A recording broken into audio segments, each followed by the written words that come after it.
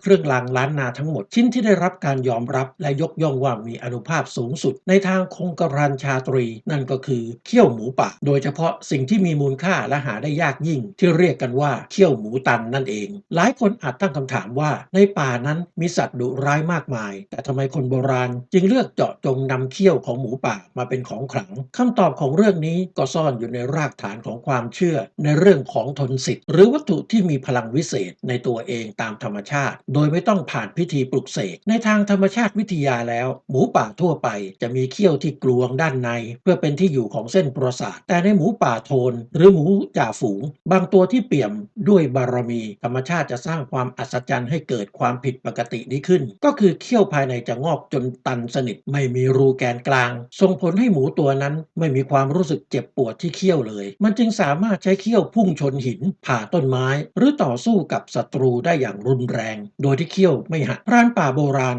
ที่เฝ้าสังเกตพฤติกรรมนี้ก็ยังพบอีกว่าหมูป่าตัวที่มีเขี้ยวตันมักจะมีความอึดถึกหนังเหนียวยิงฟันไม่เข้าและมักจะรอดพ้นจากคมกระสุนหรือหอกเหลาได้อย่างน่าเหลือเชื่อคนโบราณจึงเชื่อว่านี่คือปาฏิหาริย์ที่ธรรมชาติประทานพรมาให้และมองว่าเขี้ยวหมูตันก็คือวัตถุกายสิทธิ์ที่มีเทวดารักษาอยู่ด้านในและนอกจากความอัศจรรย์ทางกายภาพแล้วการพกเขี้ยวหมูป่ายังเป็นการรับเอาจิตวิญญาณนักสู้ของสัตว์ป่ามาไว้กับตัวตามสัญชาตญาณหมูป่านั้นไม่ใช่สัตว์ที่ชอบเปิดฉากโจมตีก่อนมันมักจะวิ่งหนีเมื่อเจอคนแต่เมื่อใดก็ตามที่มันจนตรอกหรือถูกต้อนจนไม่มีทางหนีมันจะเปลี่ยนเป็นสัตว์ที่ดุร้ายอย่างน่ากลัวชนแหลกและสู้ยิบตาเพื่อเอาชีวิตรอดโดยไม่สนความตายนักรบและคนโบราณล้านนาจึงนับถือหัวใจนักสู้ที่ไม่มีวันยอมจำนนนี้และเชื่อว่าการพกเขี้ยวหมูป่าจะช่วยมอบพลังใจให้ผู้ครอบครองสามารถพลิกสถานการณ์จากร้ายให้กลายเป็นดีมีพละกำลังและตบะเด